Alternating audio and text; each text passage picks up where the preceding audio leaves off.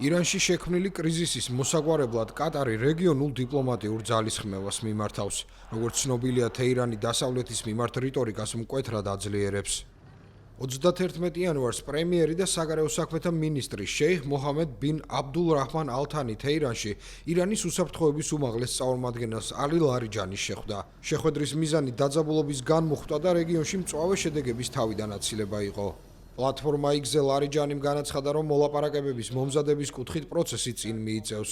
ბოლო 24 საათის განმავლობაში ირანმა გააძლიერა თავისი რიტორიკა. მაღალი თანამდებობის პირები სულ უფრო ხშირად აკრიტიკებენ ევროკავშირსა და დასავლეთს, მიუხედავად იმისა, რომ როგორც შეერთებული შტატების პრეზიდენტი დონალდ ტრამპი ამბობს, მოლაპარაკებები ჯერ კიდევ შესაძლებელია. ისინი ჩვენთან საუბრობენ, სერიოზულად გველაპარაკებიან. ამასობაში კატარმა კიდევ ერთხელ დაადასტურა, რომ ხარს უჭერს მშვიდობიანი გზით მიღებულ გადაწყვეტილებებს. მან ასევე რეგიონში კრიზისის შედეგებისგან მოსახლეობის დაცვის აუცილებლობაზე გაამახვილა ყურადღება. დოჰას განცხადებით აუცილებელია მეგობარ ქვეყნებთან კოორდინაცია. ეს კი გულისხმობს კოლექტიურ თავშეკავებას და არა კონფრონტაციას.